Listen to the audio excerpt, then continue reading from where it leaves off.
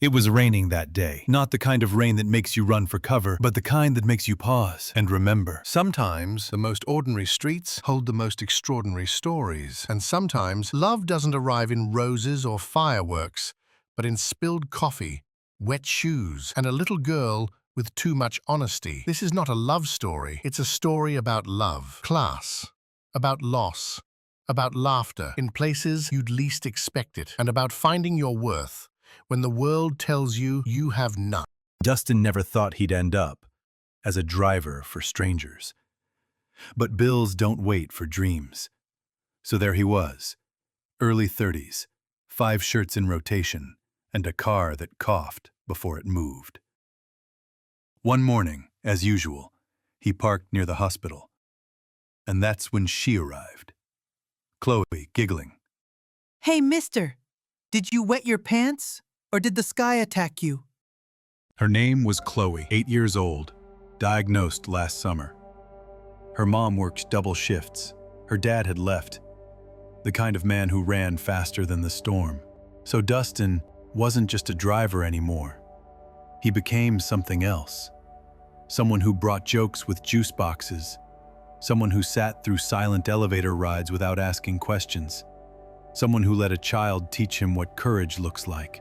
Chloe lived in a modest apartment. 1 couch, 1 fridge with a dying hum, 1 tired mother named Mara, who tried so hard to smile, it hurt to watch. Mara, softly. Thank you for taking her. I know this isn't in the job description. Dustin, neither is laughing this much before noon. He meant it. Being around Chloe reminded him of who he used to be, before the world called him a failure for dreaming too long. Years ago, Dustin was supposed to be a writer. He had someone once. Her name was Lila. She believed in his stories until his stories stopped paying the rent. He remembered her last words like a song, playing on repeat. Lila echoed, "Love doesn't always survive real life." And just like that, she became another name in a puddle he couldn't dry. One evening, Chloe spilled her ice cream in the back seat. She looked up, eyes wide, worried. Do I still get a ride tomorrow, or am I fired? Dustin, smiling, "You're the boss, remember? You decide if I get to come back." She laughed, and in that laughter, Dustin found something he hadn't felt in years: belonging.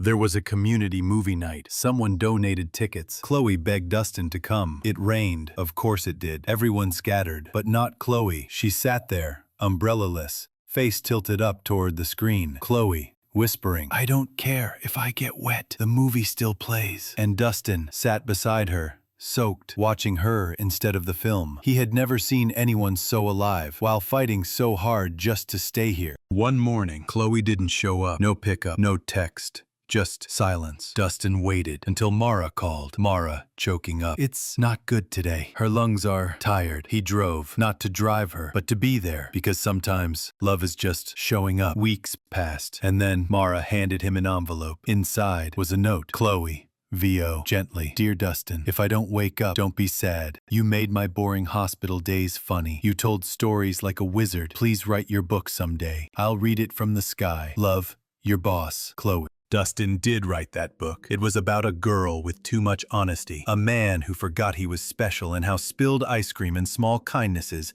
can change a soul. He named it Beneath the Rain, and when people ask him what it's about, he smiles and says, "It's about love, the kind that doesn't look like what you expect, but saves you all the same." We all carry storms. We all drop numbers in puddles. We all forget our worth until someone sees us again. This is your reminder that even on the coldest, wettest day, a little laughter, a little love, and a little girl with too much honesty can bring you back to life.